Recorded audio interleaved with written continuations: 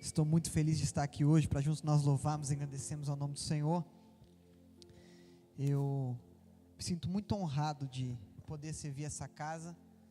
Pastor Kleber e a sua esposa são pessoas que nós amamos e que adquirimos um carinho muito especial e extensivo a cada um de vocês, né? A gente está aqui para aprender juntos. Ninguém é dono da verdade, não existe verdade absoluta, e eu não tenho a pretensão de esgotar esse assunto que nós vamos tratar hoje, né? Mas uma coisa que eu achei muito bacana, desde que eu vi aqui, é todo mundo com celular, né? Não para ver o WhatsApp, mas para anotar com bloco de notas. Vou puxar um pouquinho para trás. Vou puxar esse aqui para cá. Com bloquinho de notas, caderno. Eu até perguntei o formato, que eu gosto muito de respeitar aquilo que é sugerido para o projeto, para a conferência, para onde eu estou ministrando, né? E eu perguntei muito sobre o formato, porque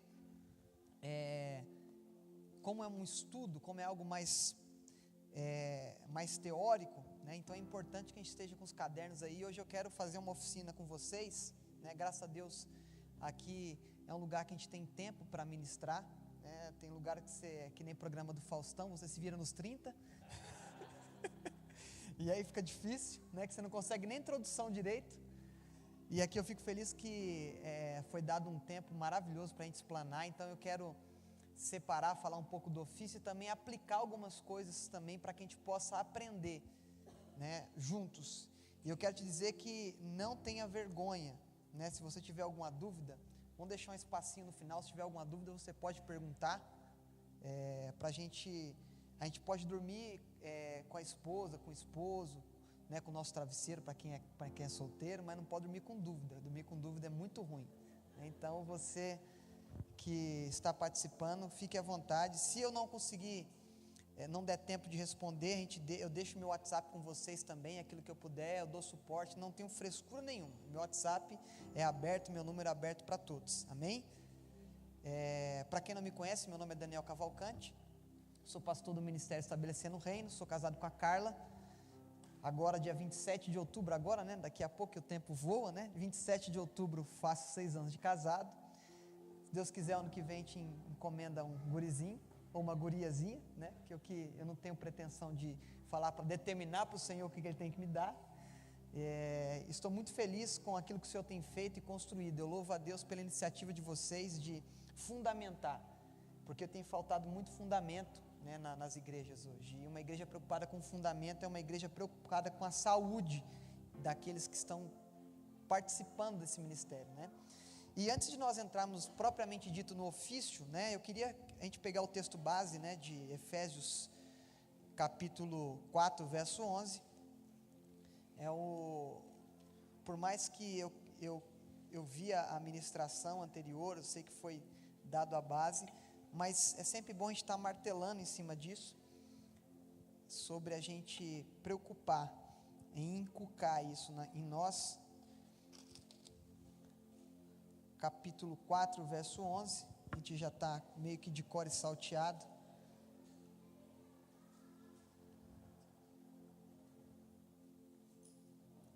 Eu achei bom que não está o texto no data show. Olha que bom, a gente vai ler na Bíblia, vai ler no celular, isso é muito bom.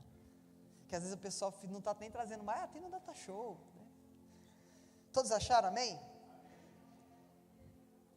Ele mesmo deu uns a apóstolos, e outros a profetas, e outros para evangelista, e outros para pastores e mestres, querendo o aperfeiçoamento dos santos para a obra do ministério, para a edificação do corpo de Cristo, até que todos cheguemos à unidade da fé e ao conhecimento do Filho de Deus, ao varão perfeito, à medida e estatura completa de Cristo, para que não sejamos mais meninos inconstantes, levados por toda roda ou vento de doutrina, pelo engano de homens que com astúcias enganam fraudulosamente. Antes, seguindo a verdade em amor, cresçamos em tudo naquele que é a cabeça, Cristo, do qual todo o corpo bem ajustado e ligado pelo auxílio de todas as juntas, segundo a justa operação de cada parte, faz o aumento do corpo para a sua edificação em amor. Amém? O bacana aqui, trazendo para nosso pensamento, para nossa conversa de hoje, tem um versículo que a gente está lendo aí, o versículo 11, que é o chave, que vai dizer que uns Deus deu apóstolos, profetas, evangelistas, pastores e mestres. E o interessante é que cada versículo vai descrevendo uma característica daqueles que começam a entender e são aperfeiçoados. E o verso 14 vai caber exatamente naquilo que nós vamos estudar hoje. Para que não sejamos mais meninos inconstantes, levados em roda por todo o vento de doutrina. E aí eu quero, antes da gente entrar nesses detalhes que nós vamos tratar hoje, você já reparou que, às vezes, algumas rodas teológicas, algumas discussões, vão sentar alguns, entre aspas, teólogos, e vão buscar colocar a sua verdade absoluta para que os outros concordem, e se não concordarem, não servem para caminhar junto. Exemplo prático: Jesus vem antes, durante ou depois da grande tribulação? Aí eu vou ficar, o nome do Senhor vamos fazer bem interativo. O nome do Senhor é Paulo. Por que me persegues? Dura coisa te é recalcitrares contra os meus aguilhões. Paulo acha que é antes, eu acho que é depois, e o pastor acha que é durante. A gente vai sentar e ele vai falar, é antes, eu vou falar é depois, ele vai falar é durante, é antes, é depois, é durante, e vão ficar. Aonde Cristo está sendo edificado nisso? Em lugar nenhum, porque a gente está tão preocupado em convencer o outro de que a minha escatologia é melhor do que a dele, e Cristo não está sendo edificado, e a gente está numa roda de doutrina, e aí vão ter pessoas que vão se aproximar de nós. Aí eu vou falar assim, eu sou de, pode falar o nome, eu sou de Daniel, e começa, não, porque eu concordo mais com Paulo, porque a linha teológica dele é mais apurada, ele tem mais embasamento, e a gente vai começar a discutir linhas teológicas, e Cristo não é mostrado no meio de tudo isso. A resposta que eu mais gosto é de um homem que já dorme no Senhor, que foi um grande evangelista nosso, chamado Billy Graham. Ele falou assim, eu tenho as minhas convicções e não vou dividir com vocês. Ele era bem chato com isso, se Cristo vem antes, durante ou depois. Eu espero Cristo antes, eu espero Cristo durante e espero Cristo depois. Eu estou esperando Cristo, e com essa resposta ele edifica muito mais do que rodas que vão discutir se ele vem antes, durante ou depois. O interessante de nós aplicarmos a estrutura bíblica não é para nós ficarmos presos ao futuro, porque tem muitas pessoas como se fosse o futuro, fosse a resolução de todos os problemas, fica clamando Maranata sem entendimento de manifestar Cristo. Eu fico gritando Maranata porque eu já não aguento mais viver a vida que eu vivo. O Maranata é uma fuga, o arrebatamento é uma fuga. Nós não devemos ter uma mente de fuga, nós temos que ter uma mente de presente. Passou um segundo, já é passado, você perdeu a oportunidade de viver, porque você está esperando o futuro. A gente tem que entender que Cristo, ele precisa ser manifesto em nós e através de nós em todo o tempo, porque senão nós vamos perder tempo projetando o futuro, e esse futuro pode não chegar, porque o meu presente não foi vivido de acordo com o propósito que Deus determinou para mim. Eclesiastes 3:3 diz, para todo propósito debaixo do céu tem o tempo determinado. Eu entendi o propósito, então eu sei qual que é meu propósito. Aí eu estou esperando, não, porque o futuro do meu propósito, o futuro do que Deus tem para mim, aquilo que Deus vai fazer, Deus já começou a fazer em você, e você não está percebendo, porque você está preso no futuro. Então, quando nós entendemos os fundamentos da palavra, nós não vamos ficar presos ao futuro. O futuro é sim uma esperança, como nós vimos lá em 29:11 de Jeremias. Mas bem sei eu os pensamentos que penso de vós, pensamentos de paz e não de mal, para vos dar um futuro e uma esperança. A esperança sim, nós temos que ter, mas nós não devemos ficar escravo disso, porque senão nós vamos deixar de viver algo importante no Senhor. Amém? E quando nós vemos aqui, vai falar de uma coisa chamada maturidade, que o pastor, quando estava ministrando aqui anterior a mim, ele falou, maturidade, na oferta, trazendo para a oferta. A maturidade é algo primordial Porque maturidade não está ligado à idade cronológica. Nós pensamos que uma pessoa madura é uma pessoa que já tem mais de 50 anos, é uma pessoa que já tem filhos, netos, que já está próximo de aposentar, e acreditamos que maturidade é isso. Maturidade não é o que eu vivi, no sentido de tempo, mas as experiências que eu tive ao longo de todo esse tempo, porque tem pessoas que vão viver 90, 100 anos e não tiveram experiências, passaram a vida como, não fizeram nada relevante.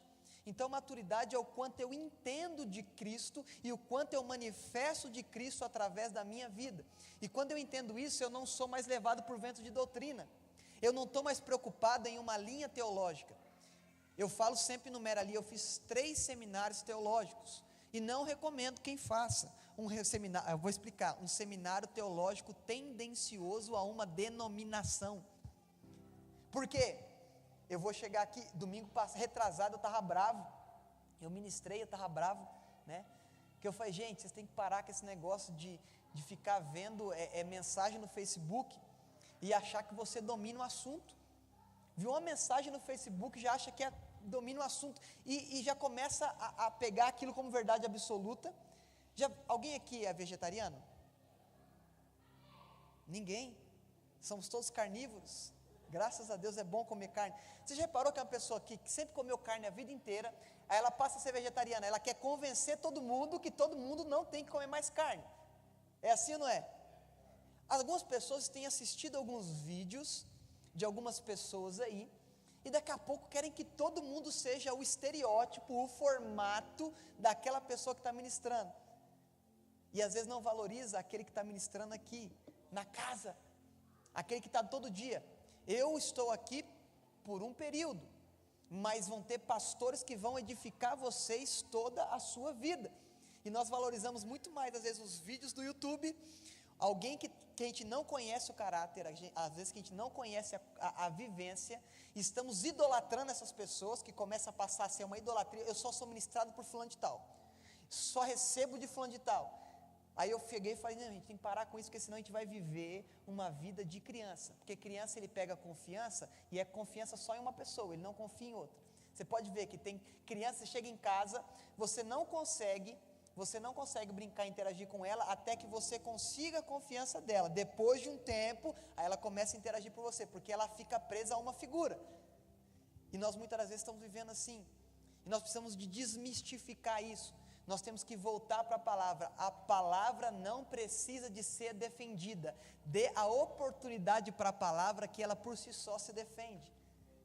E quando a gente entender isso, a gente não vai para a Bíblia para procurar um estudo. Olha, eu vou ministrar hoje sobre mestre, e eu vou para a Bíblia para pegar e fazer esse estudo. Não, eu vou para a Bíblia para viver tudo que ela tem para mim, e quando eu abrir a boca para ministrar, vai ser natural. Então quando nós entendemos isso, nós não vamos ser uma igreja imatura, um ministério imaturo. Nós vamos partir a analisar, e vamos ser bereanos, se é para dizer que somos um tipo de povo bereano. O bereano, Paulo estava pregando, o pessoal de Bereia nem glorificava, vamos brincar, né, nem glorificava, nem levantava a mão. Chegava em casa, pegava os rolos, abria e ia conferir o que Paulo tinha pregado, se estava de acordo com as escrituras. Quando eles voltavam no outro dia, falou assim, Paulo, pode continuar pregando, que tudo que você disse tem fundamento. Então nós temos que ter essa capacidade. Mas eu não tenho inclinação, como o pastor disse, para o ofício de mestre. Não, nós não podemos confundir ofício, né?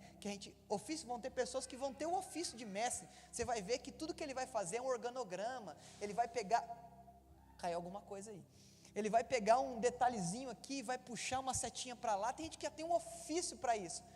Mas quantos aqui já falaram de Cristo? Quantos aqui já falaram de Cristo? Pode levantar a mão. Vamos interagir, gente. Não fica, vamos, né? Para você falar de Cristo, você entendeu algo de Cristo, certo? E você entendendo algo de Cristo, você vai compartilhar o que você aprendeu. Paulo, no capítulo que nós lemos na Santa Ceia, né, de Coríntios, ele fala assim, porque eu recebi do Senhor o que eu não sou capaz de reproduzir algo que eu não aprendi. Então todos nós, mesmo não tendo o ofício de mestre, nós somos mestres, vamos dizer assim, porque nós compartilhamos aquilo que nós aprendemos. Então é imperativo que toda a igreja flua nos 5 ministérios, mesmo que o seu ofício seja um dos 5 ministérios. Então eu não posso, como o pastor disse, eu não gosto do ofício apostólico, então eu não vou vir no dia do que vai falar o apóstolo. Não se trata disso. Todos nós temos os 5 ministérios, porque os 5 ministérios é o que nos leva à estatura de Cristo. Então nós podemos não ter o ofício. O que é o ofício? Vamos fazer um cenário prático. Quantos aqui já furou o pneu do carro? Quase todo mundo. Quantos aqui são mecânicos? Só o irmão, os dois aqui, Paulo e Josemir. O Paulo e Josemir têm o ofício mas nós trocamos o pneu. E aí? Nós nos tornamos mecânicos porque fizemos? Mas fazemos porque nós entendemos, aprendemos aquilo e manifestamos no momento que precisa. Então a gente tem que entender e separar, porque nem todos vão ser mestres por ofício, mas vão ser mestres por necessidade do corpo. O corpo necessita. Você vai chegar assim e tem uma pessoa lá e fala assim: eu não entendi esse texto. Você fala: não, eu já li esse texto aqui, chega aqui, eu vou te explicar. E você começa: mas você não é mestre, está me ensinando? Não, cara, eu fluo no 5. Eu estou aqui para servir, porque nós servimos o corpo, e servir o corpo é o maior prazer que tem. Sabe qual que foi o primeiro diácono da Bíblia? Quem foi o primeiro diácono da Bíblia? Sabe? Não foi Estevão, não foi Filipe, foi um que nasceu em Belém de Judá, chamado Jesus Cristo. E todos os 5 ministérios são diáconos, porque nós servimos o corpo. O apóstolo serve o corpo, o profeta serve o corpo, o evangelista serve o corpo, o pastor serve o corpo e o mestre serve o corpo. Nós somos todos diáconos. Eu tive uma reunião com a diaconia e eu falei: somos todos diáconos, independente do ofício em que nós exercemos. Nós estamos aqui para servir. Agora vamos para uma parte mais prática daquilo que nós entendemos como ofício do mestre.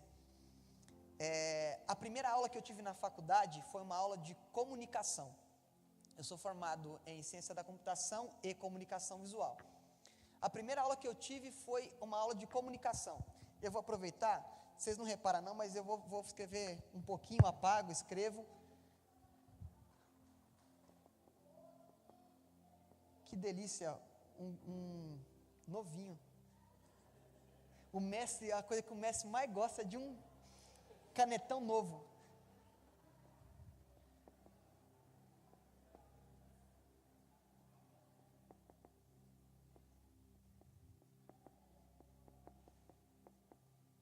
Receptor. A comunicação se dá dessa forma: um emissor da mensagem, a mensagem propriamente dito e o receptor da mensagem, correto? O ofício do mestre, o que é? O mestre, ele é o responsável por emitir uma mensagem para um receptor. Ele tem que ver qual que é o melhor meio de comunicar ao receptor. Tranquilo? Vamos trazer o mestre aqui para o centro e toda a igreja como receptor. E existe uma mensagem. Uma coisa que eu sempre faço: eu estou ministrando em qualquer lugar. Se eu conheço a igreja, já é mais fácil. Quando eu não conheço a igreja, eu começo a ministrar no mesmo jeito que eu ministro no MER, e vou para cima. Aí de repente, eu começo a olhar umas caras de maná. Sabe o que significa maná? Maná significa: o que é isso? Porque o pessoal fala assim: o que é isso? Significava maná. Quando veio a provisão do Senhor, que de segunda a sexta caía, na sexta caía uma porção dobrada para o sábado. Aí eu começo a ver umas caras de maná. Aí o que eu faço? Eu mudo a mensagem? Mudo a mensagem? Pode falar, não precisa ter vergonha. Não, eu mudo a forma com que eu comunico a mensagem. Então, quando nós somos... Esse perfil é uma característica do mestre, porque o mestre ele tem que comunicar a mensagem com eficácia, porque ele é responsável de instruir. Ou seja, é uma professora, um professor na escola que vai ensinar as pessoas a ler. O que ela tem que fazer? Ela tem que encontrar um meio para que aqueles que são seus alunos consigam ler e escrever aquilo que ela está ensinando. Não se trata de um pozinho mágico que eu jogo e você já entendeu. Não se trata de Matrix, que você recebe uma atualização na mente e já começa a lutar com Gifu. Não é assim. Se trata de uma mensagem que tem que ser eficaz para quem está recebendo. E muitos mestres são caracterizados pela arrogância, porque sabem para si, mas não conseguem compartilhar. E muitos mestres se tornam uma pessoa, uma figura chata, porque ele começa a achar pelo em ovo. Começa alguém ministrar. Vou aproveitar o Paulo aqui como exemplo. O Paulo começa a ministrar. Aí eu sou mestre, estou sentado e vendo Paulo. Aí eu, ao invés de receber o que ele está, todos nós vamos errar em alguma parte da ministração, todos nós vamos em algum momento falhar em alguma coisa, porque nós não somos perfeitos. Deus já nos disse que nós não éramos perfeitos e nunca nos cobrou perfeição, nos cobrou santidade. Que santidade não é ser perfeito. Santidade vem de ser santo, que é ser separado. Ele nos cobra sermos separados do mundo. E aí o que acontece? E aí o Paulo cometeu deslize. Eu, em vez de receber o que o Paulo está ministrando, eu começo a anotar tudo. E falo assim, isso aqui está errado. Como é que pode? Era Eliseu, não era Elias. E começo. Não, mas pelo amor de Deus. Ele, no afã de comunicar, ele teve um deslize. Mas eu deixo de receber porque eu estudo demais a palavra. E nós temos que tomar o cuidado, porque geralmente as pessoas que têm a característica de mestre, em algumas vezes são levados pela arrogância do conhecimento. O conhecimento nunca pode nos tornar arrogantes. Quanto mais você sabe, mais humilde você tem que se tornar. Quanto mais eu conheço as Escrituras, mais eu tenho que entender que tudo que eu já estudei é nada em relação ao tudo que Deus tem para revelar para mim. Capítulo 21 do Evangelho de João, no último versículo vai dizer assim: não conseguiríamos relatar os milagres e os ensinamentos de Cristo, nem que eu escrevesse em todos os livros da terra, nós conseguiríamos, todo papel que tivesse disponível, conseguiríamos explicar aquilo que Jesus mostrou e nos ensinou ao longo do seu ministério. Ou seja, ninguém, por mais catedrático que seja, por mais estudioso que seja, vai ser capaz de esgotar qualquer assunto bíblico.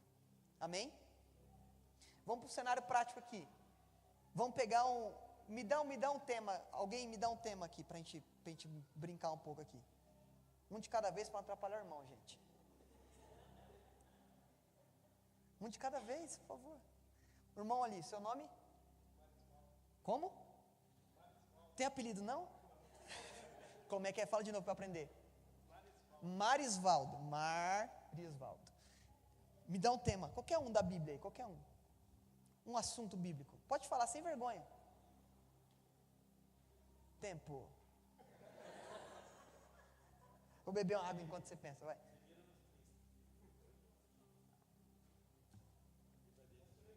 Ressurreição. Boa.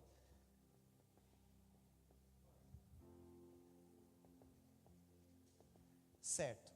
Eu tenho que falar sobre ressurreição. Sou mestre e tenho que comunicar ressurreição. Ou eu pego um censo e faço uma prova para todo mundo para saber o nível que cada um está, ou eu começo falando de ressurreição e vou vendo feedback no rosto. Eu vou olhando. Eu estou falando, Jesus ressuscitou ao terceiro dia. Mas onde é que está escrito isso? Aí o pessoal fica com um cara assim. Então está escrito em João, no capítulo 20 de João, está escrito sobre o dia da ressurreição. A Maria Madalena e as outras mulheres foram ao sepulcro, e quando chegaram ao sepulcro, eu começo... Ninguém está entendendo nada, e eu estou achando que eu estou comunicando uma mensagem. Eu estou falando, estou pregando sobre ressurreição. Aí eu chego para o Marisvaldo, aprendi, e falo assim, Marisvaldo, o que é ressurreição? Não entendi nada. Eu tive sucesso no que eu comuniquei? Nós temos que aprender a entender que nem todo mundo está na minha cabeça e raciocinando do jeito que eu raciocino.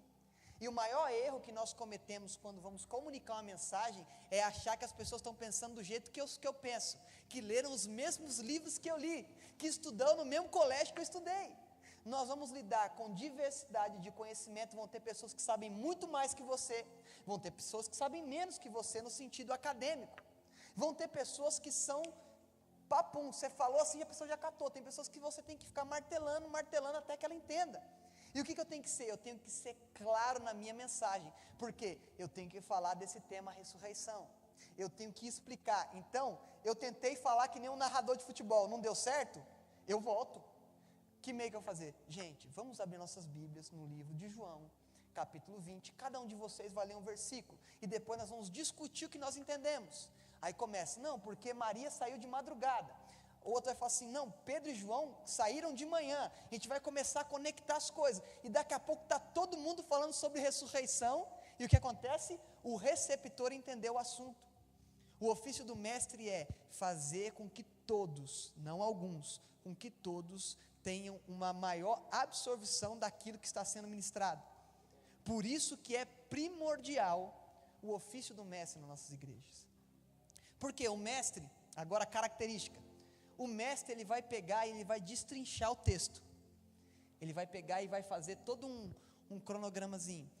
Diferença do profeta para o mestre, que é o que dá ruim na igreja é os conflitos entre mestre e profeta.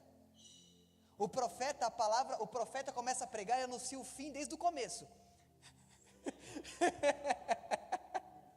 O profeta anuncia o fim, ele é que nem Deus, anuncia o fim desde o começo. O mestre tem começo, meio e fim. Ele vai seguindo ele vai ligando cada ponta. Ele coloca em ordem, ele vai lá, porque qual que é o primeiro passo? As mulheres foram até o sepulcro. Chegaram no sepulcro, existiam no evangelho X, dizia que tinha 2 anjos. No evangelho Y diz que tinha um anjo. No evangelho tal diz que foi por volta das 3 horas da manhã. Os outros evangelhos não registram. Ele vai trazendo cada detalhe. O profeta fala assim, e Jesus ressuscitou ao 3º dia. Aí chegou Maria, mas Jesus já ressuscitou ao 3º dia, agora que está chegando as mulheres no sepulcro, já começa a fazer uma salada. Mas assim, tem gente que entende mais com o profeta, tem gente que entende mais com o mestre. Por isso que nós somos um conjunto que vai edificar o corpo. Nós precisamos ter bem definido isso, porque senão a gente vai ficar partidarista. Ai, saco, não aguento ver esse mestre, ele começa a falar e não para mais. Ele fica fazendo flechinha, ele fica fazendo não sei o quê. O profeta começa a falar e profetiza no meio da palavra, e depois manda o pessoal ficar de pé, e depois unge, e depois faz não sei o quê. Não aguento. É diversidade para edificar o corpo. Cada um tem uma característica e nós não podemos mudar as características. E eu quero te dizer que, através da estrutura bíblica, não existe nenhum balizador maior do que o Espírito Santo para nos guiar a aprender a Escritura. Fazer um cenário prático. Vamos fazer aqui em São José dos Campos. Tem alguma praça grande aqui? Praça Afonso Pena? Vamos supor que na Praça Afonso Pena nós vamos inaugurar um monumento à noite. Vamos todos nós lá para a Praça Afonso Pena e vamos ver a inauguração desse monumento. Chega lá tudo escuro, você não consegue ver o monumento, consegue? Aí o que acontece? Vem e liga o refletor, aí você começa a visualizar o monumento, sim ou não? Você foi ver o refletor ou o monumento? Mas quem te ajudou a ver o monumento? A centralidade da Bíblia é Cristo, mas o refletor de Cristo é o Espírito Santo. O Espírito Santo é cristocêntrico, ele está apontando Cristo desde o começo, e é uma coisa que a gente vai tratar daqui a pouco. O Espírito Santo, Jesus Cristo não veio por causa do Espírito Santo, Jesus Cristo veio por causa de nós. E o Espírito Santo, desde o começo do versículo 2, e o Espírito Santo se movia sobre a face das águas, e estará conosco até a consumação dos séculos, porque ele estará conosco até a consumação dos séculos através do Espírito Santo. Ele vai ser sempre o refletor que vai nos mostrar Cristo. E qual que é a função do mestre? É mostrar Cristo e não um tema bíblico. Porque por mais que a gente tenha temas bíblicos, subtemas, a Bíblia só tem um tema, que é Cristo. Não acredito nisso. No Antigo Testamento, Jesus só veio no Novo Testamento. Cristo é demonstrado desde o começo, e eu vou provar por A mais B para você, porque eu sou mestre. Brincadeiras à parte. E o que acontece? Mas como é que eu reconheço Cristo? Através do Espírito Santo, do refletor. Quando você abrir a Bíblia, chama o refletor para iluminar. Não chama Spurgeon, não chama Stott, mas são homens de Deus, mas não são donos da verdade. São pessoas usadas por quem? Pelo Espírito. Se eles são usados pelo Espírito Santo, para que eu vou pegar o estote para explicar algo que o Espírito Santo pode explicar direto para mim?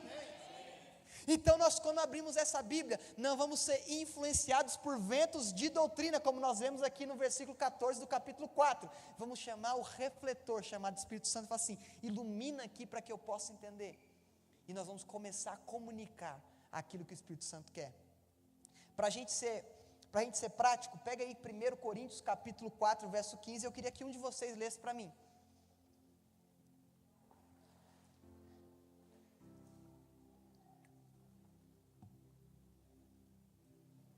1 Coríntios, deixa eu ver se, vai que eu escrevi a referência errada, né? Deixa eu conferir aqui, que na hora da correria, você vai passar da cabeça para o papel, pode ler. Porque ainda que tivesseis 10.000 aios em Cristo, não teríeis contudo muitos pais, porque eu, pelo Evangelho, vos gerei em Jesus Cristo. Show de bola, é esse mesmo. Só esse mesmo. Alguém tem costume de marcar? Então risca a palavra aios aí. Porque ainda que tivéssemos 10.000 aios, mas temos poucos pais. Não temos muitos pais, ou temos poucos pais, depende da versão que você tem na mão. A palavra aios significa pedagogos, que nós podemos trazer como mestres, né? Você vai fazer pedagogia para você lecionar, para você ensinar pessoas, e o pedagogo é o primeiro professor de uma criança. Para a pessoa começar, a primeira instrução da criança é dada por um pedagogo, quem foi formado em pedagogia. E o que acontece? Por mais que nós tenhamos muitos pedagogos, nós temos poucos pais. Porque não adianta eu somente ser o mestre, se aquilo que eu estou comunicando não der destino para quem eu estou ensinando. Porque o que Paulo está dizendo? Paulo era mestre, foi instruído aos pés de Gamaliel, ele era apóstolo, mas era um mestre. Ele estava comunicando, vocês têm muitos mestres, vocês têm muitos pedagogos, tem muitas pessoas que ensinam vocês, mas vocês não têm pai. O que acontece? Não adianta eu receber 1 quilo de informação de 50.000 pessoas, eu estou instruído, mas não quer dizer que eu estou ministrado naquilo que eu fui instruído, porque todo conselho da parte do Senhor tem que te levar a um destino, senão não adianta. Fazer um cenário prático, nós saímos daqui da igreja agora, nós vamos passando no meio do caminho até minha casa, e nós vamos parando em todas as churrascarias, restaurantes que tiver, e vamos comendo, chegou na minha casa, está todo mundo passando mal, qual foi o restaurante que você passou mal? Qual foi a comida que você passou mal, você sabe? Por que você não sabe? Porque você comeu ou seja, às vezes eu tenho vários mestres, mas quando eu não tenho um pai, eu sou levado a passar mal, porque eu não tenho direcionamento naquilo que eu estou sendo instruído. O mestre, ele tem a incumbência de comunicar sempre a Cristo e representar e dar destino àqueles que necessitam. Não adianta nós termos vários mestres e não temos um pai, porque você pode ter 50 mestres, mas vai ter aquele que vai chegar em você e falar assim, meu filho, não vai por ali. Mas ele não fez faculdade em Harvard. Mas ele não fez teologia no Mackenzie. Não tenho nada contra o Mackenzie, gente, pelo amor de Deus, está indo para a internet aí, Mackenzie, não tenho nada contra você, fique em paz, né? Os presbiterianos, amo os nossos irmãos presbiterianos, mas ele não fez faculdade de não se trata de conhecimento, se trata de relacionamento, porque conhecimento sem relacionamento, eu posso pregar um sermão cheio e deixar a igreja vazia.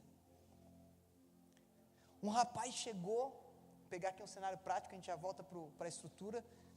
Um rapaz chegou e começou a ministrar, e Spurgeon estava assentado do lado. E ele ministrou e fez um esboço muito bem colocado, cada 3 pontos, começo, meio e fim, tudo bonitinho, detalhado. Vamos fazer o popular, arrebentou na mensagem. Chegou todo feliz para Spurgeon e falou assim, aqui ó, o que você achou do meu sermão? Ele falou, seu sermão não é bom. Ele, por quê? Porque Cristo não estava nele. Conhecimento sem relacionamento traz o quê? Morte. Eu posso pregar aqui 50 textos da Bíblia Sagrada, eu posso colocar vários temas aqui, se Cristo não estiver presente, está morto.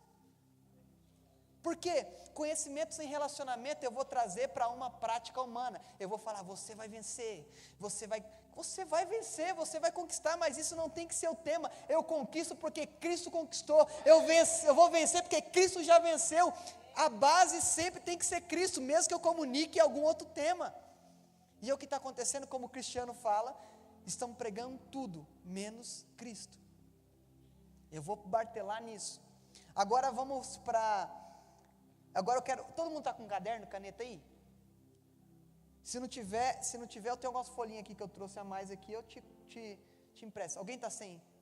Pode anotar no celular também, não precisa ser no papel, tá, gente? Não vamos ser, radicais. Abre comigo aí em Mateus, capítulo 16, a partir do verso 13. Eu separei 2 textos aqui para a gente fazer uma oficinazinha aqui, para a gente entender essa questão, juntos. Se alguém do seu lado aí está deslocado, ajuda ele aí a estudar junto com você, apoia. Mateus 16, 13. Nós vamos ler até o versículo 18. Não, vamos ler até o 17.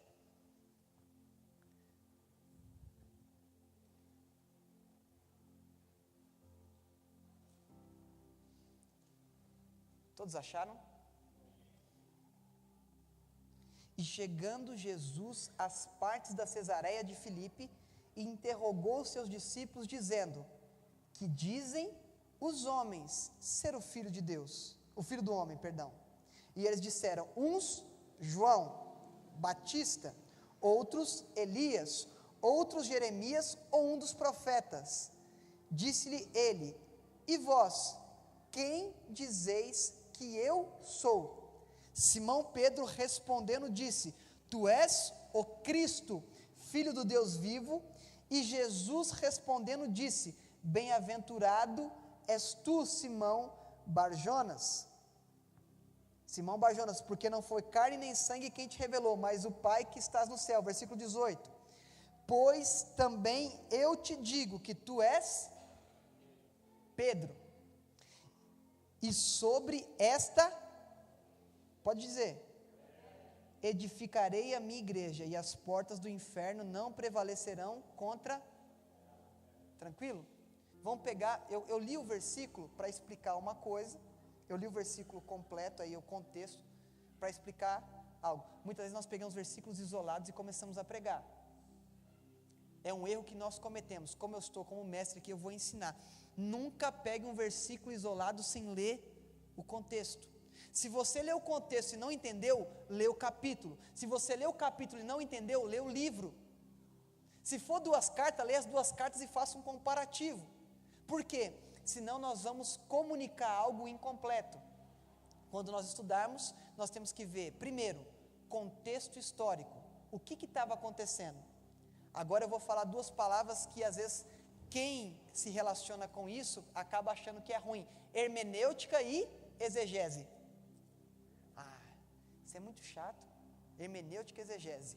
Exegese, o que o texto significava para eles. Hermenêutica, o que o texto representa para nós. O que eu vou fazer? O contexto histórico, para entender o que estava acontecendo aqui, exegese. Eu vou até lá, vou buscar a língua original, vou extrair as palavras do texto para entender o que o texto representava para eles. Agora eu vou ter que fazer uma análise se esse texto se aplica para mim ou se aplica só para eles. Porque tem muitos textos aplicados para nós que era só para eles. E a gente começa a fazer uma salada.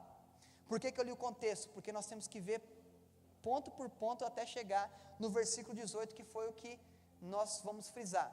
Existem duas palavras aí, anota para mim Pedro e anota para mim pedra.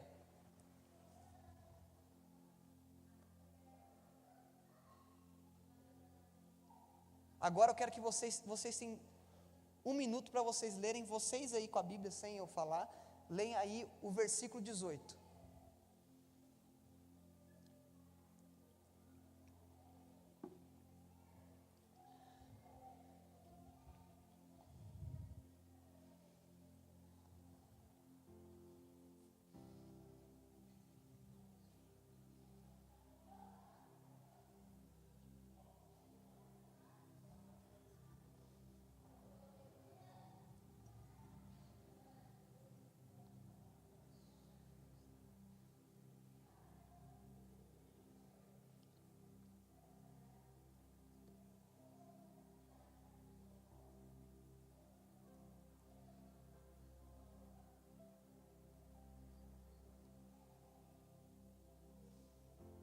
Leram? O que significa Pedro? Quem sabe o significado do nome Pedro? Pedro significa pedra, certo? Se você for pegar um dicionário comum, você vai ver, tu és, você traduzindo Pedro para pedra, né? Tu és pedra, e sobre esta pedra edificarei a minha igreja, certo? Se a gente for fazer uma leitura dinâmica, a gente vai falar assim, a igreja vai ser edificada em Pedro, sim ou não? Agora, quando a gente vai fazer a exegese, a gente vai para o texto original. O texto original está dizendo assim, tu és Petrus, e sobre essa pedra edificarei a minha igreja. Para nós, no português, vai sair a mesma coisa na tradução, pedra, pedra. Tu és pedra, e sobre essa pedra edificarei a minha igreja. Comum, natural, e a gente vai fazer o quê? Cometer o mesmo erro que os nossos irmãos católicos cometem, e colocam e estabelecem Pedro como fundamento da igreja em Pedro. A igreja foi fundamentada em Pedro, o primeiro papa, segundo os católicos.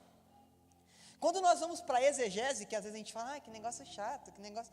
A gente vai ver um sentido totalmente diferente daquilo que a gente está lendo. Vai ver Petrus, como o pastor disse aqui, pedrisco, e Petra, rocha. Agora, já não faz um pouquinho mais de diferença? Vamos fazer aqui o cenário prático. Petrus e Petra.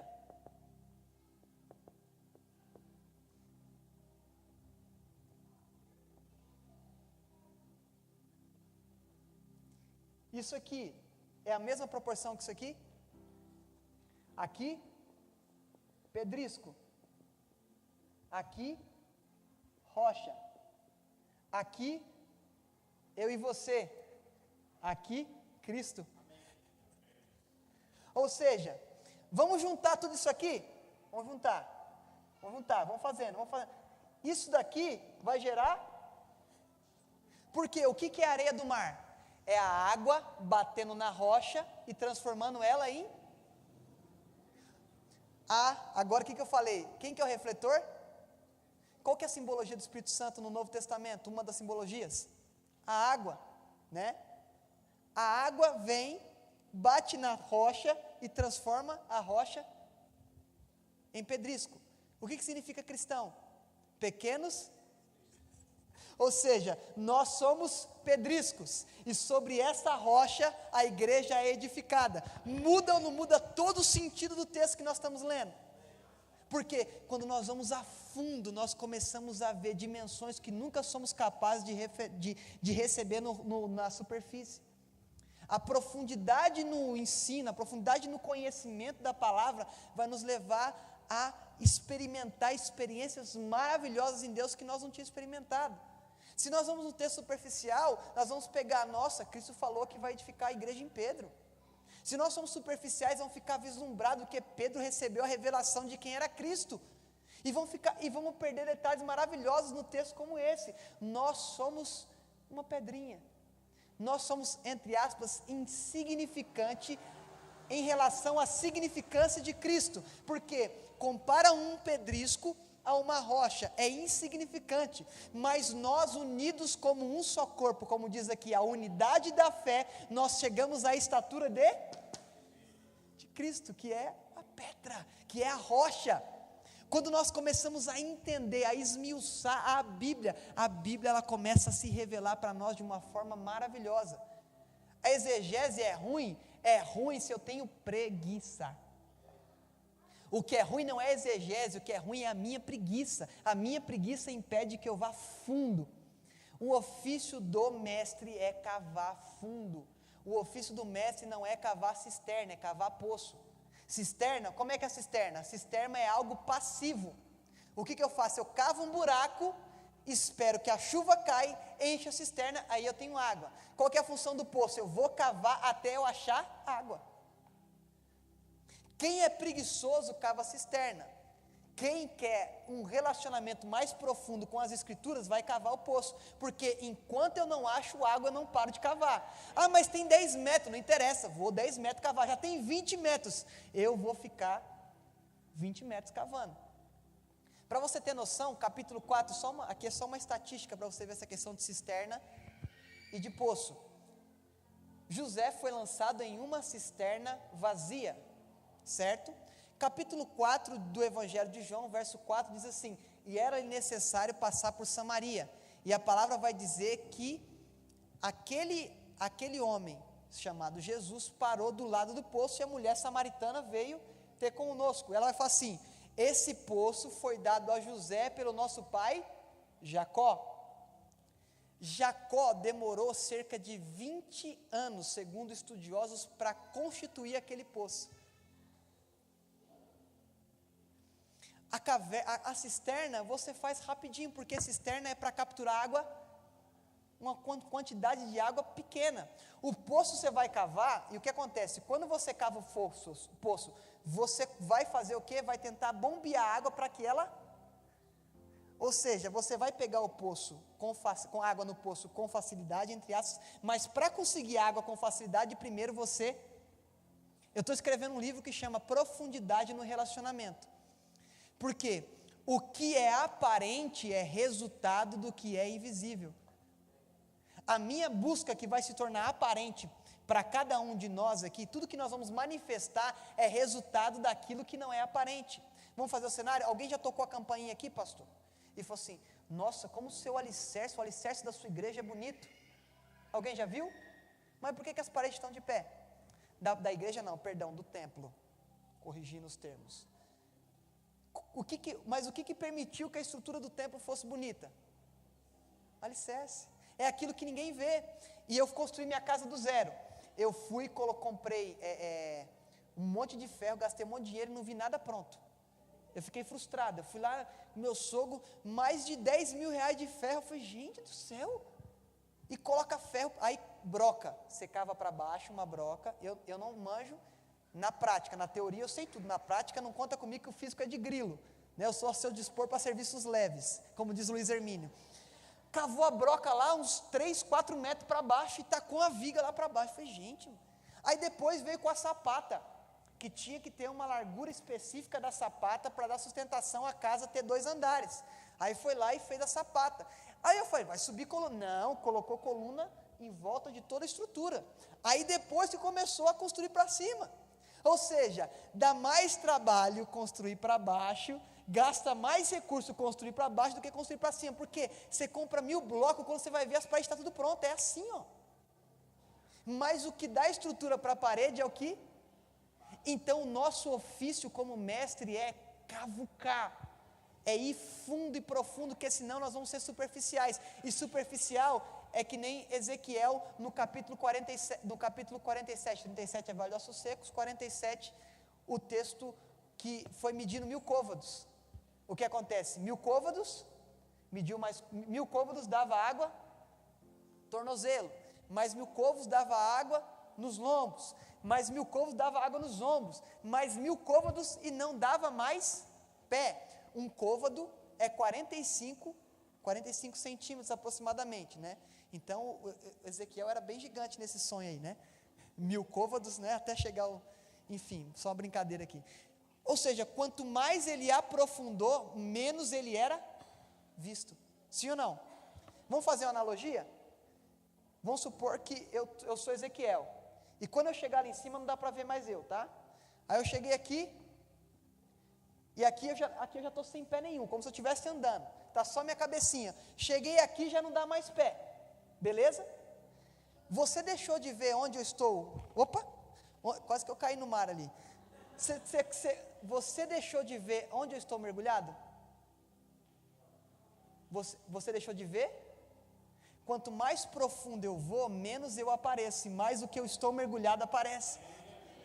Qual que é a função do mestre? É ele desaparecer para que aquilo que ele está manifestando apareça. Não é eu cavucar para falar assim, nossa, eu sou melhor do que você, porque eu tenho muito conhecimento da palavra. Não, nós somos iguais. A palavra diz, considere-se o próximo superior a si mesmo. Nós não somos melhores porque temos conhecimento. Nós seremos melhores quando nós morremos. Porque nós vamos ser bons só quando nós completarmos aquilo que nos foi proposto, e nós não completamos ainda. Então a função do mestre é desaparecer, para que a palavra apareça.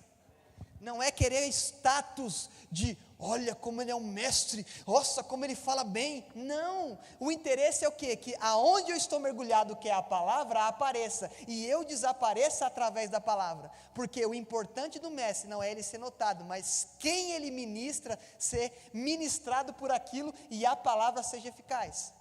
Porque senão eu vou gastar tempo para promover a minha própria imagem.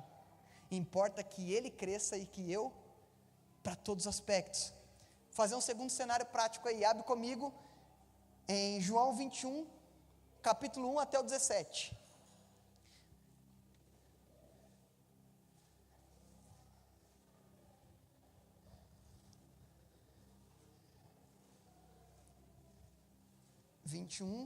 Do 1 ao 17.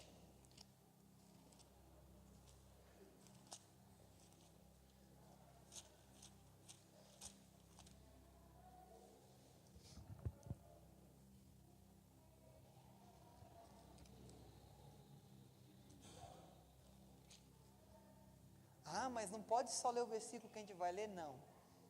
Eu vou pegar 3 versículos, mas a gente vai ler tudo. Depois disso, manifestou-se Jesus outra vez, e a folha virou. Mas não desliga o ventilador não, que está gostoso. Outra vez os seus discípulos junto ao mar de Tiberíades, e manifestou-se assim. Estavam juntos Simão Pedro, Tomé, chamado Dídimo, Natanael, que é de Caná da Galileia, e os filhos de Zebedeu, e outros 2 dos seus discípulos. Disse-lhe Simão Pedro, vou pescar. Disseram-lhes eles, também nós vamos contigo. Foram e subiram logo no barco, e naquela mesma noite não apanharam nada. E sendo já manhã, Jesus apareceu na praia, mas os discípulos não conheceram que era Jesus. Disse-lhe Jesus, pois, filhos, tende alguma coisa de comer? Eles responderam o quê? Não.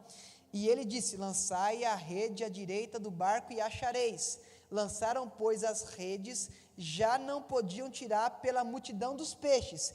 Então aquele discípulo a quem Jesus amava disse a Pedro, é o Senhor.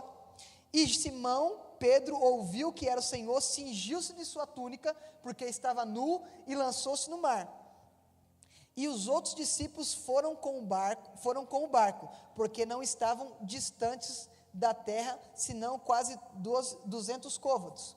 Levantando-se as redes cheias, logo saltaram-se e viram ali, anota essa palavra aí, brasas, e um peixe posto em cima, e pão, e disse, trazei-me os peixes que apanhaste agora. Simão Pedro subiu e puxou a rede para a terra, cheia de 153 grandes peixes, e sendo assim tantos, não se rompeu a rede. Disse Jesus, vinde e jantai, e nenhum dos discípulos ousava perguntar, quem és tu? Porque sabiam que era o Senhor. Chegou, pois, Jesus e tomou o pão, e deu-lhe semelhante o peixe. E já era a 3ª vez que Jesus manifestava aos seus discípulos depois de ter ressuscitado dos mortos. E depois de terem jantado, disse Jesus a Simão Pedro, Simão, filho de Jonas, ama-me mais do que estes? E ele respondeu, sim, Senhor, tu sabes que eu te amo. E disse, apacenta os meus cordeiros. Tornou a dizer pela 2ª vez, Simão, filho de Jonas, ama-me? E ele disse: Senhor, tu sabes que eu te amo. E disse: apacenta as minhas. Disse pela terceira vez: Simão, filho de Jonas, ama-me? Simão entristeceu-se por ter lhe dito a terceira vez: amas-me? E disse ao Senhor: tu sabes tudo, tu sabes que eu te amo. Jesus disse: apacenta as minhas ovelhas. Quantos já leram esse texto aqui? Quantos de vocês pararam para anotar essa palavra que eu pedi para vocês anotar, chamada brasa? A brasa está ali, né? A gente passa, é normal, gente, não é errado, não é pecado, gente, pelo amor de Deus. A gente vai fazer uma leitura dinâmica, porque o importante é o quê? Pedro, tu me amas? Pedro, tu me amas? Pedro, tu me amas? A gente vai falar a palavra e falar assim: Jesus deu 3 oportunidades, porque Pedro negou ele 3 vezes, certo? Mas eu vou te trazer um detalhe nesse texto, que está registrado em Lucas, capítulo 22, se você quiser marcar, para você ter referência, para a gente ganhar tempo, 22, verso 55, está escrito assim, que Pedro, Jesus estava sendo julgado, num julgamento errado, fora da hora, clandestino, para ser crucificado. Pedrão está onde? Do lado de fora, sentado em um braseiro, está escrito brasa, a palavra original é braseiro. Essa palavra braseiro só aparece em Lucas 22, 55 e João, capítulo 21, verso 9. Jesus chega na praia, Jesus está sentado na praia, fez um braseiro, do mesmo jeito que tinha um braseiro aquecendo Pedro do lado de fora, enquanto Jesus está sendo julgado. Jesus preparou o mesmo cenário da negação, para que Pedro pudesse demonstrar o amor para com ele. Jesus fez o mesmo cenário, só aparece 2 vezes essa palavra na tradução original na Bíblia. Em Lucas, quando ele está se aquecendo do lado de fora, João está do lado de dentro com Jesus no julgamento. Pedro está do lado de fora, quando chega lá: você anda com ele? Não, está louca, nunca andei com ele. Não, nunca, não é não. Você está louca, não sou discípulo dele não. Negou 3 vezes, de repente, o toque da guarda, que o canto do galo não era o galo cocoricano lá, era a troca da guarda romana, o canto do galo, era conhecido como canto do galo. Um outro momento a gente explica melhor. Era a troca da guarda romana. Deu o toque da troca da guarda romana, Pedro já tinha negado 3 vezes, e em Lucas é o único lugar que fala que ele chorou. Aí o que acontece? Os discípulos, Pedrão estava, desculpa a expressão aqui, são todos adultos, Pedro estava pelado pescando. O que ele fez? Quando viu que era Jesus, pegou a túnica e pulou no mar com vergonha. Aí quando ele chega na praia, Jesus não fala com os outros discípulos, Jesus fala com quem? Com Pedro. Quando Jesus dá a notícia para Maria Madalena, que era ele, lá no lugar onde ele estava sendo sepultado, que tinha um jardim do lado, ele vira assim: avisa para Pedro e para os outros discípulos que eu quero ter com... Por que ele falou? Pedro não era discípulo? Ele falou assim: avisa para os discípulos. Ele falou assim: avisa para Pedro e para os outros discípulos, porque Pedro já achava que não era nem mais discípulo. Porque quando Jesus chamou, Pedro usou o barco de Pedro. A primeira pesca de Lucas 5, coloca a lança-te mar alto, barco de Pedro. O barco de João ajuda o barco de Pedro, mas o barco principal era o de Pedro. A responsabilidade estava sobre Pedro. Tu és pedra, e sobre essa pedra edificarei, não é? Tu és pedrisco, e sobre essa pedra a rocha edificarei a minha igreja. E eu vou dar para você, Pedro, a chave do reino. E o que vocês ligarem na terra será ligado no céu. O que ligar na terra será ligado no céu, e vice-versa. E o que desligar será desligado. Deu a autoridade para ele. O que acontece? Quando Jesus faz esse cenário, ele fala assim: o cara já acha que não é mais nada, porque ele decepcionou, porque ele falhou, porque ele pecou. Aí Jesus pega o mesmo cenário, um fogareiro, um braseiro ali, explicitamente para demonstrar que ele trouxe o mesmo cenário para que Pedro vivesse a mesma experiência e tivesse a oportunidade de dizer o contrário. Aí o que ele faz? Ele vai chegar. Agora eu quero que você marque as palavras aí, e se você tiver onde anotar, você anote. primeiro versículo aí, no versículo 15, Jesus vai dizer assim: Simão, filho de Jonas, amas-me? Marca esse amas-me aí. Grifa esse amas-me aí. Marcou? E o que ele responde? Tu sabes que eu, marca eu te amo aí. Do jeito que tiver escrito na sua Bíblia, amo, tu sabes que eu amo, tu sabes que eu te amo, marca o amo aí, beleza? Verso 16, Jesus pergunta de novo, marca o ama que Jesus pergunta, e marca o ama-me, te amo que Pedro responde, certo? Pela terceira vez, versículo 17, Simão, tu me amas? Marca o ama-me, aí tem um discurso maior. Você reparou que o versículo 17 tem um discurso maior de Pedro na resposta do que nos outros dois? Sim ou não? Ele vai dizer assim, Simão entristeceu-se, o João está escrevendo, Simão entristeceu-se, por ter dito pela terceira vez, amas-me, e diz-lhe ao Senhor, Senhor, tu sabes de tudo, tu sabes que eu te amo. Não parece que Jesus perguntou 3 vezes se ama, e Pedro respondeu 3 vezes que ama? Não parece? Olhando nu e cru? Aí eu vou te dizer que não é. Vou te dizer que não é. Vamos para a exegese de novo. Primeira pergunta, Pedro, ama-me, ágape? Pedro responde, eu te amo, filéu. O que é filéu? Amor fraternal. Amor de irmão para irmão. Amor ágape é o amor apesar de e o amor doador. Porque Deus amou ágape, o mundo, de tal maneira que deu o seu Filho, para que todo aquele que nele crê não pereça, mas tivesse a vida eterna. O amor ágape é o amor que eu dou a minha vida por você, porque eu te amo. Aí Jesus pergunta, Pedro, você não falou que seria capaz de morrer por mim? Lá nos capítulos que nós lemos anteriormente.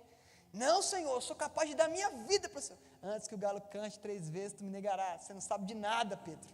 Aí Jesus volta e fala assim, Pedro, você me ama. Vou fazer a tradução para a gente ficar bem legal aqui, para ver o que eles ouviram e o que Pedro ouviu. Pedro, você me ama ao ponto de dar a sua vida por mim? Aí fala, não, Senhor, eu só te amo como irmão. Jesus pela segunda vez, Pedro, você me amas ao ponto de dar a sua vida por mim? Pedro responde, Senhor, eu te amo como irmão. Aí Jesus pela terceira vez vai perguntar, mas ele não vai perguntar o mesmo amor. Ele vai falar assim, Pedro, você me ama como irmão? Aí é pesado. Porque Deus desceu o nível do amor para que Pedro respondesse no mesmo nível.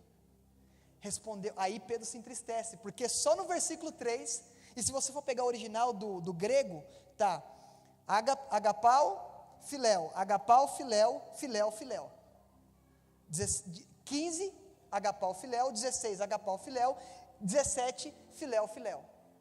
Aí ele pergunta, você me ama como irmão? Tipo um amor mais simples, mais fácil de amar?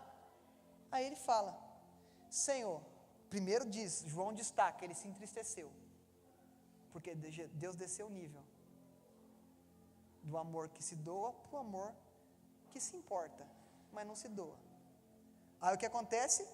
Aí ele fala assim, apacenta as minhas ovelhas, na verdade, te digo, que quando eras moço, te cingias a ti mesmo, e andava por onde querias, mas quando fores velhos, estenderás as mãos, e outro te cingirá e te levará, e digo isso significando com que morte a vez de glorificar a Deus, e dito isso disse, segue-me, e Pedro voltando-se, viu que o seguia aquele discípulo a quem Jesus amava, que no caso aí é João, falando na terceira pessoa, que era pouco humilde, e que na ceia se encostava também o seu rosto no peito, e que dissera, Senhor, quem te há de trair? Vendo Pedro, disse a Jesus, Senhor, o que te deste, que serás este?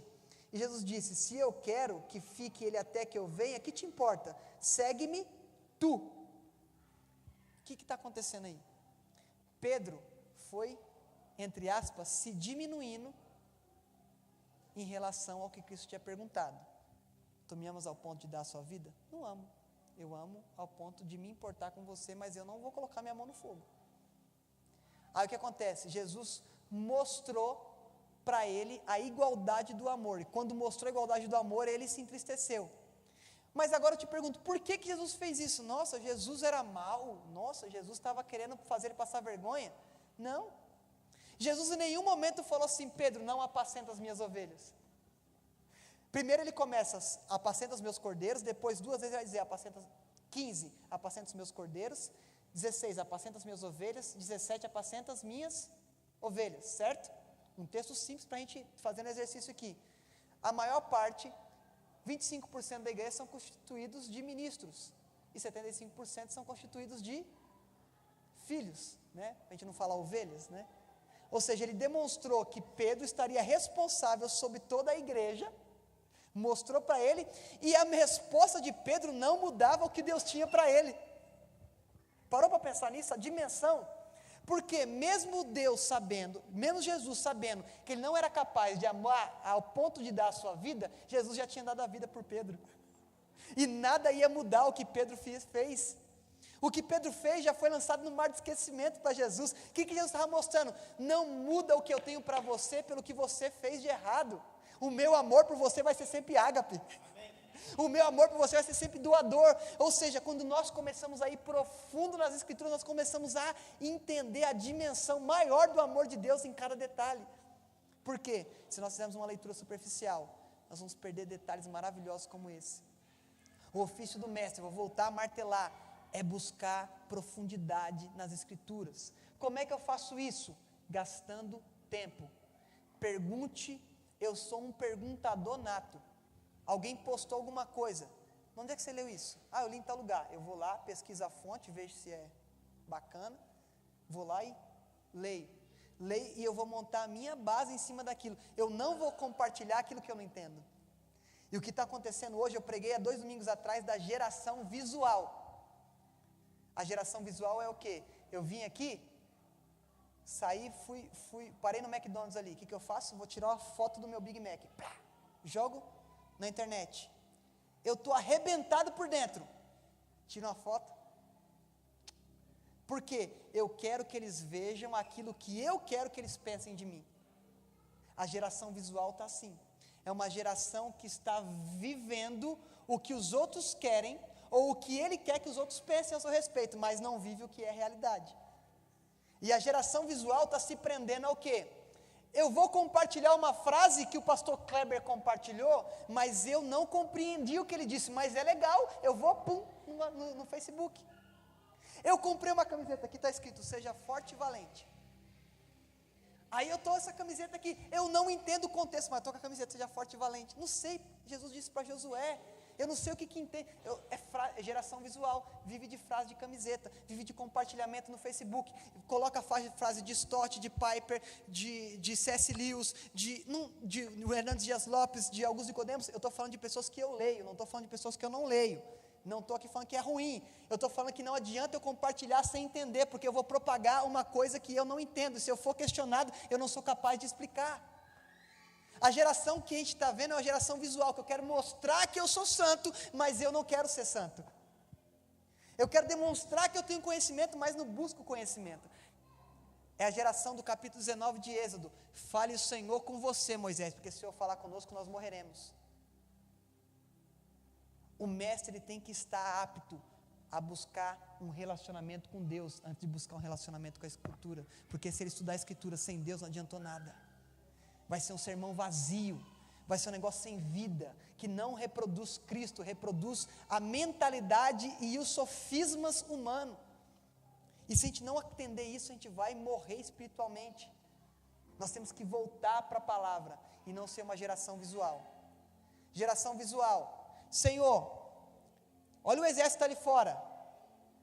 Geração espiritual, Senhor, abre os olhos do moço para que ele veja. Amém. Aí quando ele abre os olhos, o que ele vê? Meu Deus, o exército que está a favor de nós é maior do que o que está contra nós. A geração visual só está vendo o inimigo.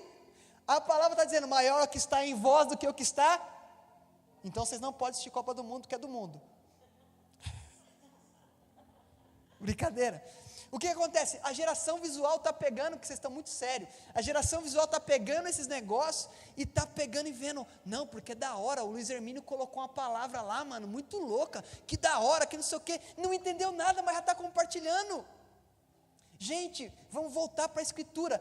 Luiz Hermínio é amigo pessoal, tenho mensagem com ele, gosto muito dele, não concordo com tudo, e ele não vai concordar com tudo que eu digo.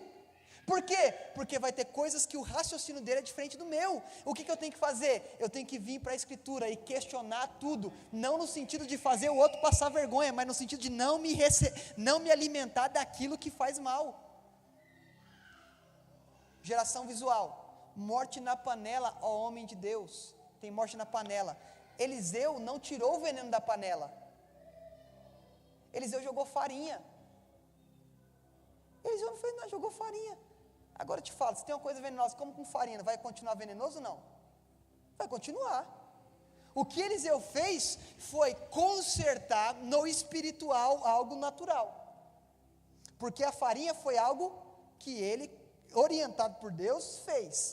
Certo? Agora eu te falo, aquele moço que foi colher as ervas venenosas, tinha a intenção de matar alguém? Vamos fazer uma defesa dele? Tinha intenção? Mas mudou o veneno do que ele tinha na panela? Boa intenção não muda o veneno do que está sendo dito. Muitas vezes nós estamos comendo palavras que têm boas intenções, mas o resultado é veneno. E nós estamos nos alimentando, e já estamos passando mal. Aí está morto da panela, homem de Deus. Aí o que acontece? Eu vou te dar leite? Não. Eu vou combater aquilo com a palavra. A palavra explica a palavra. Ah, mas o cara prega muito bem, ele tem um coração bom. Fizeste bem em propor no seu coração, Davi, mas não. Construiu o templo, Deus falou não. E Deus falou que era bom o coração. A intenção do coração não muda o veneno daquilo que nós estamos fazendo. E se nós somos uma geração visual, nós vamos querer que os outros vejam o que nós somos e não somos o que estão vendo. Tem quantos minutos ainda? Quantos minutos eu tenho ainda? 20? A gente tem que aprender a estudar a Bíblia olhando para, sim ou não? Não é para mim, não é para o pastor Kleber, não é para o Meg, não é para o Mer, é para Cristo. Cenário prático, falando da questão do mestre, nós temos que entender que o Antigo Testamento, o Antigo Testamento começa a apresentar Cristo de forma progressiva. Cristo de forma progressiva eu tenho até uma apostila aqui, a gente tem uma matéria que chama, no Centro de Treinamento Bíblico nosso lá, que chama Somente Cristo. Depois eu disponibilizo para o pastor Kleber, e quem quiser o conteúdo, é gratuito, a gente tem em PDF, e se você quiser depois impresso, eu compartilho com o pastor Kleber compartilha geral. Revelação progressiva, para a gente entender, aqui no conceito, para a gente entender a questão do ofício de estudar a Escritura como a mente de mestre. A mente de mestre não pode tirar Cristo da Escritura. Tem dois extremos, tem pessoas que falam que o Antigo Testamento não presta, que o Antigo Testamento não é válido porque era para os judeus, e nós somos gentios. Tem dois extremos, o extremo que é de Mateus para frente, que aí fala, não presta nada que está atrás, é a velha aliança, não presta. E outros que já viram a chave e fazem o outro extremo. O que é o outro extremo? Coloca kippá, coloca talit, começa a colocar uma arca da aliança, e aí faz a peregrinação da arca, toca na arca da aliança, e olha aqui, e traz a água do rio Jordão, e não sei o quê, e aí começa o quê? A trazer os costumes judaicos. São dois extremos que não pode acontecer. Mas uma coisa que a gente nunca pode perder de vista é o quê? A revelação progressiva de Cristo no Antigo Testamento. Porque senão a gente vai olhar para o Antigo Testamento e vai falar assim, não, isso não serve para mim. É uma velha aliança, é um antigo pacto. É um antigo pacto, sim, mas esse antigo pacto, ele é progressivo, ele está mostrando, porque se eu não entender o antigo, como é que eu vou entender o novo? Cenário prático, eu tenho 10 minutos aqui, para entregar antes, que eu gosto de entregar antes. Adão e Eva pecaram, certo? Foram expulsos do paraíso, certo? Aí Deus fala assim, e da semente da mulher virá o quê? Aquele que vai pisar? Quem que é a semente? Quem que é aquele que vai pisar a cabeça da serpente? Sou eu? É você? É Caim? É Abel? Quem que é? Cristo. Cristo começa a ser revelado. Antes disso, fala que ele é o primogênito dos mortos. Antes de tudo acontecer, na cronologia bíblica fala que Cristo é o primogênito dos mortos, porque Cristo foi sacrificado antes do mundo ser mundo. Cristo é revelado antes de ter, como diz o hino, antes que o haja houvesse, ele já era. Ou seja, Cristo foi sacrificado antes. Não foi quando eu pequei, não foi quando Adão pecou. Cristo foi sacrificado. Jesus não ficou, agora Adão pecou, o que eu vou fazer? Não, ele foi e sacrificou o filho antes. E aí eu precisava de mais uns 30 minutos para explicar isso aqui, então eu vou para frente. Porque eu ia explicar como é que Satanás quis cobiçar a destra do pai, então, enfim, mas é outro contexto. Um outro dia a gente volta. Aí o que acontece? Caim, Abel nasceram, certo? O que aconteceu? Caim matou Abel. Aí a palavra vai dizer que o sangue de Abel clamava por justiça. Abre comigo aí em Hebreus capítulo 12, verso 24, e abre rapidinho, alguém já lê para mim rápido.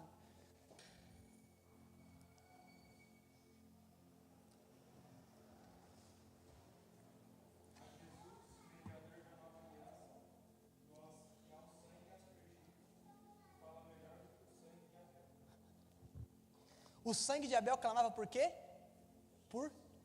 E quem que é o sangue que é superior ao sangue de Abel, que substitui aquela justiça que está sendo clamada? Jesus. O sangue de Abel vai demonstrar Cristo. O sangue de Abel que clama por alguém que é justo e que vai vingar o sangue dele. E o que acontece aí, o escritor de Hebreus vai dizer que o sangue de Cristo é superior ao sangue de Abel, porque clamava por justiça, porque através do sangue de Cristo nós somos justificados. Mas eu nunca pensei que o sangue de Abel tipificava Cristo, porque nós temos que cavucar, nós temos que ser profundo, ir um pouquinho para frente. Abraão, depois de uma guerra, se encontra com Melquisedeque, sacerdote, sumo sacerdote, que não tinha começo e não tinha fim, não era da linhagem de Levi, porque Levi vem de Jacó, e Jacó não era do tempo em que esse momento está acontecendo aqui, que Abraão morre antes de Jacó nascer. Então nós vamos ver que está aqui, ele dando a oferta para Melquisedeque. A gente vai ver que Melquisedeque representa o sacerdócio de Cristo, que não tem uma origem humana, que não tem começo e não tem, ou seja, Cristo sendo mostrado ponto por ponto no Antigo Testamento. Vamos um pouquinho mais para frente, estou correndo, que era para deixar mais tempo para isso, eu acabei, enfim, mas vamos para cima. José, o que acontece? José, os irmãos dele gostavam dele ou não gostavam? A palavra fala que quando José contou seu sonho, capítulo 37, versos 5, 6 e 7, contou seus sonhos aos seus irmãos e eles odiaram ainda mais, ele já odiava e odiou ainda mais depois do sonho. O que acontece? José é vendido como escravo, certo? Como servo. Ele foi para o Egito para ser servo de Potifar. Depois de ser servo de Potifar, foi para a prisão. Depois da prisão, ele foi para ser governador do Egito. Quando ele tinha os irmãos na mão, ao invés de matar, o que ele fez? Perdoou. Jesus realizou milagre em Nazaré? E ele foi criado em Nazaré, na cidade de origem. Não criou milagre porque a incredulidade não deixou. Os seus irmãos foram reconhecer o ministério de Cristo depois que Cristo já estava morto. O que acontece? Jesus operou milagre para toda a multidão. A multidão falou assim: solta Barrabás e crucifica. José foi vendido por quanto? 30 moedas de prata. Quantas moedas de prata Judas vendeu Jesus? Aí o que acontece? Jesus na cruz do Calvário falou: Senhor, mata todo mundo, são tudo ruim. Ele fala: Pai, perdoa porque eles não sabem o que está fazendo. José podia matar os irmãos, o pai não ia nem ficar sabendo. O O que ele faz? Manda chamar todo mundo, porque vocês vão morar na terra que eu estou morando. O que Jesus fala? Eu vou para o Pai, mas quando eu for, vos levarei e preparei lugar, e onde eu estiver, vocês vão estar também. Ou seja, as tipologias começam a mostrar Cristo progressivamente. A gente vai indo, vamos lá para frente, vamos para frente. Moisés, Deus chama Moisés. Eu estou pulando alguns personagens que não dá para a gente, chegar até Malaquias lá, não tem chão.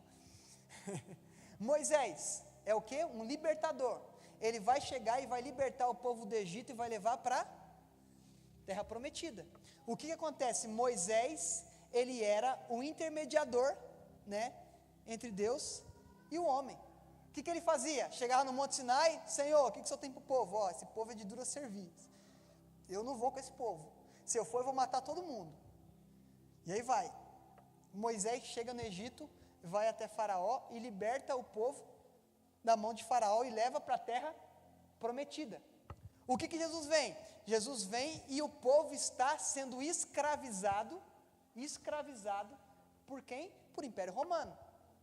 O Império Romano subjugava e tinha um império ainda maior do que o Império Romano, que não era um império físico, era um império espiritual da religiosidade. O que Jesus vem? Ele liberta o povo que queria ser liberto da religiosidade. E o que acontece? Ele fala assim: a Jerusalém celeste, a Canaã celestial está esperando vocês. Ele está libertando da mesma forma que Moisés libertou o povo do Egito. Jesus libertou das garras da religiosidade e não do Império Romano, porque Moisés libertou o povo fisicamente, Jesus libertou o povo espiritualmente, libertou daquilo que aprisionava e falou assim: olha, vocês vão para uma nova Jerusalém, novos céus e uma nova terra, e as coisas velhas se passaram, eis que tudo.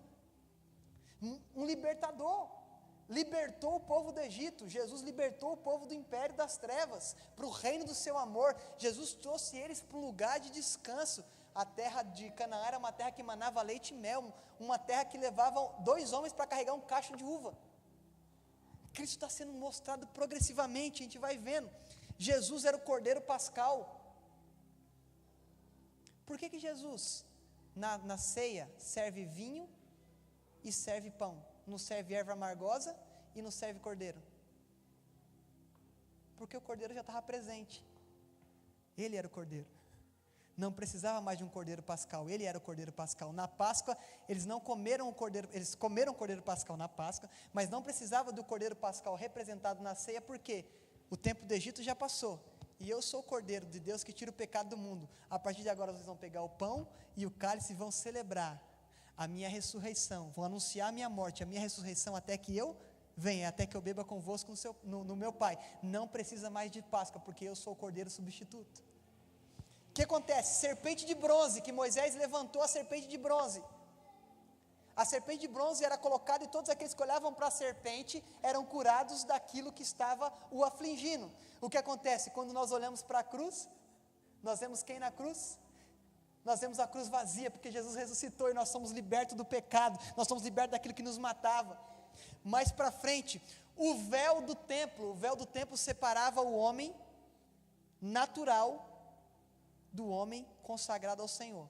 O santo dos santos só era aberto para um homem uma vez no ano, e ele tinha que estar com a vida em altar, senão era morto na hora. O véu representava uma separação de um relacionamento com Deus, que era dado para um só homem. O que acontece?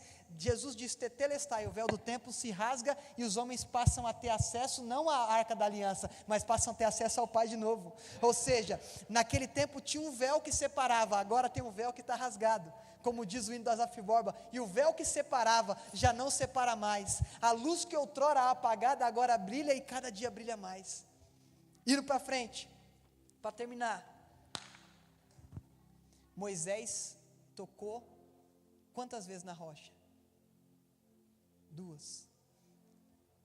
Primeiro Jesus falou assim, Deus falou assim: fere a rocha, toca na rocha. Ele foi lá e pum, na rocha.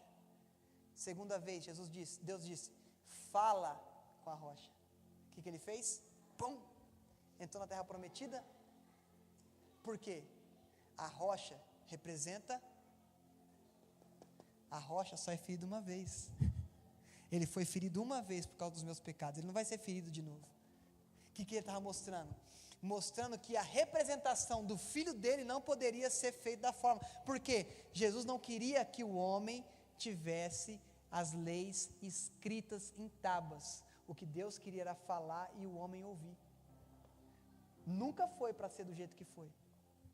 Foi porque o homem não quis ouvir Deus, o homem quis ouvir Moisés. Quando nós entendemos isso, nós vamos valorizar. E nós vamos olhar, eu quero te convidar, o meu pedido para vocês, comecem a estudar a Bíblia de novo. De Gênesis a Apocalipse. E comecem a ver Cristo em cada detalhe. Porque Ele é a chave mestra de toda a Bíblia. Você não consegue estudar Apocalipse antes de entender que Cristo está sendo revelado antes de tudo acontecer.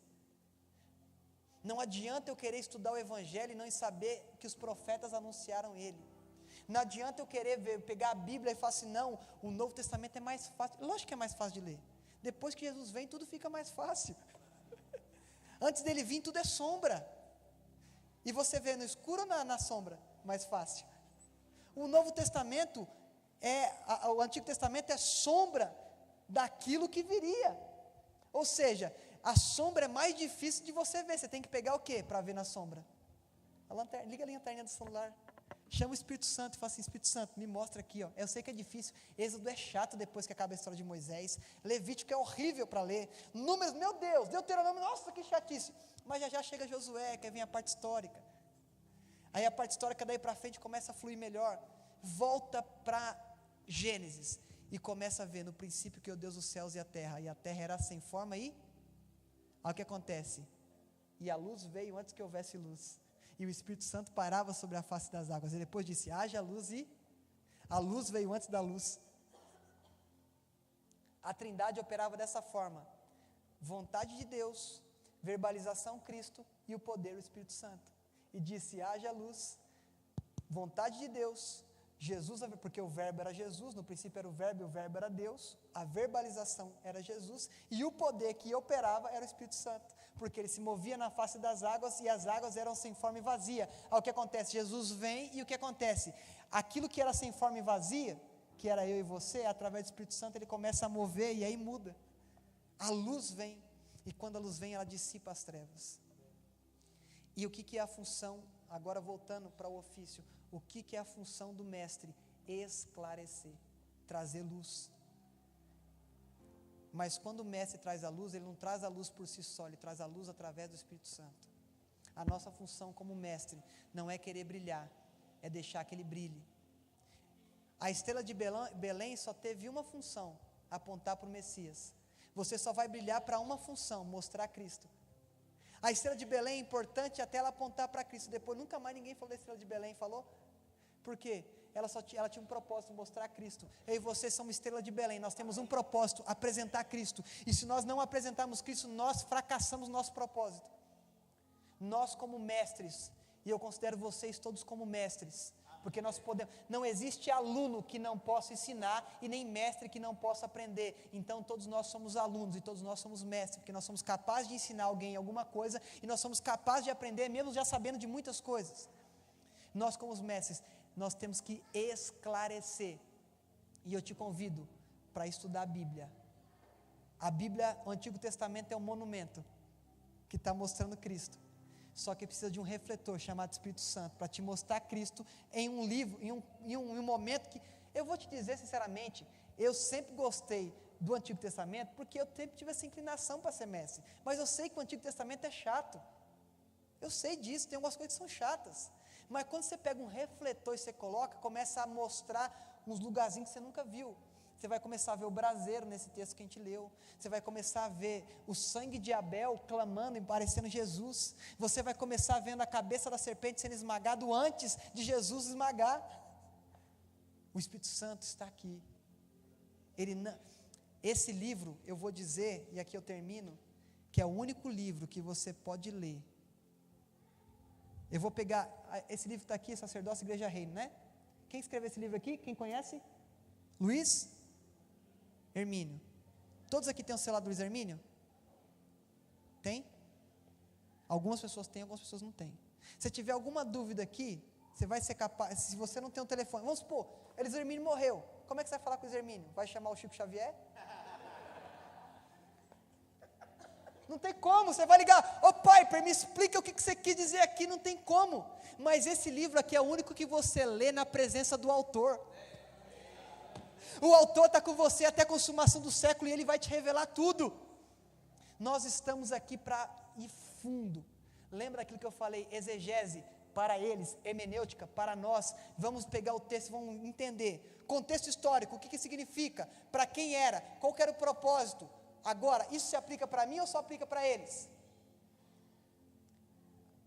Aquela água que eles beberam, que para purificar daquilo que eles tiveram lá, quando Moisés desce lá e briga com o povo lá, era para eu beber, eu vou ficar bebendo água daquele mesmo, vou formular um tanque para simular aquela água que o povo bebeu para purificar da lepra.